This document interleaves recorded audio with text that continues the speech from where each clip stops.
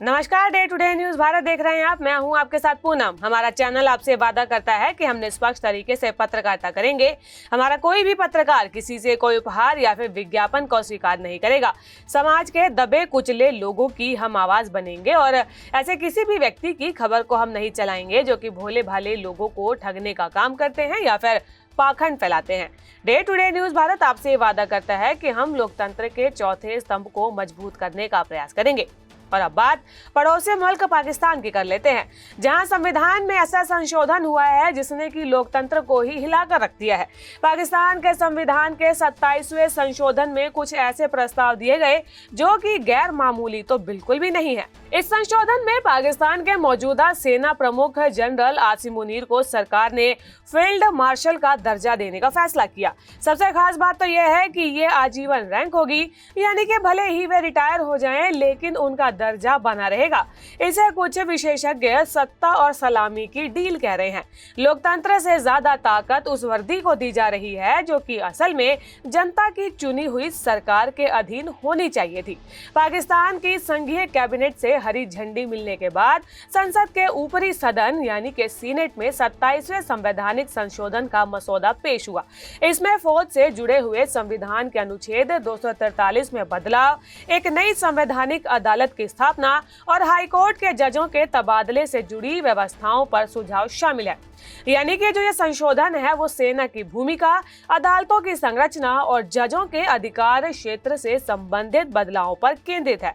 हर जगह चर्चा ये हो रही है कि सत्ता पर वर्दी हावी होने की कोशिश कर रही है। देखिए, वैसे तो पाकिस्तान के संविधान के मुताबिक सेना देश की रक्षा के लिए है, न कि राजनीति चलाने के लिए।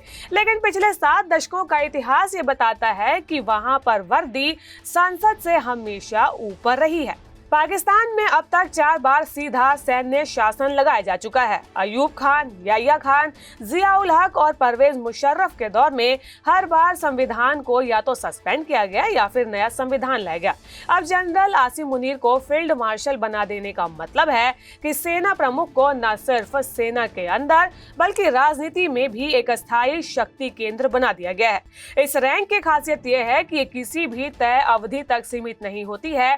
भारत या फिर अमेरिका जैसे लोकतांत्रिक देशों में किसी भी आर्मी चीफ का कार्यकाल तय होता है, यानी कि 3 साल, 4 साल या फिर उम्र सीमा। लेकिन फील्ड मार्शल की रैंक को पाकिस्तान सरकार संविधान में एक अस्थायी दर्जे के रूप में जोड़ना चाहती है।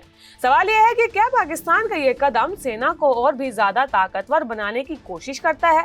कई विश्लेषकों का कहना है कि ऐसा लगता है जैसे पाकिस्तान में चुनी हुई सरकार ने सत्ता की कुर्सी बचाने के लिए सेना को आजीवन सलामी ही दे डाली है। भारत और पाकिस्तान दोनों एक ही दिन आजाद हुए, लेकिन दोनों की संवैधानिक यात्राएं बिल्कुल ही अलग दिशा में चली। एक तरफ भारत ने लोकतंत्र को अपना धर्म बनाया तो दूसरी तरफ पाकिस्तान बार बार सत्ता और वर्दी के संघर्ष में उलझता रहा। नतीजा यह है कि भारत में संविधान संसद की शक्ति से मजबूत होता गया, जबकि पाकिस्तान में वर्दी का दबदबा संवैधानिक ढांचे पर हावी रहा। भारत ने 1950 में अपना स्थायी संविधान लागू किया, दुनिया का सबसे लंबा और सबसे लोकतांत्रिक दस्तावेज। इसकी आत्मा जो है संसद के भीतर बहस, सहमति और संशोधन से जिंदा रही। देश में अब तक 106 संवैधानिक संशोधन हुए हैं, जिसमें कि पंचायती राज, शिक्षा का अधिकार, जीएसटी और ईडब्ल्यूएस आरक्षण जैसे बदलाव शामिल है। ये संशोधन इस बात का सबूत है कि भारत में संविधान सत्ता नहीं बल्कि जनता की जरूरतों से चलता है। पाकिस्तान की कहानी इससे उलट है। 1947 से लेकर 1973 तक देश बिना स्थायी संविधान के चला, और जब संविधान आया तो भी उसे बार बार मार्शल लॉ की छाया ने घेर लिया। 1973 के संविधान में अब तक 26 संशोधन हुए हैं, जिसमें कि कई सत्ता संतुलन की लड़ाई से जुड़े हुए हैं। भारत में संविधान की रक्षा अदालतों, संसद और जनता तीनों ने की है।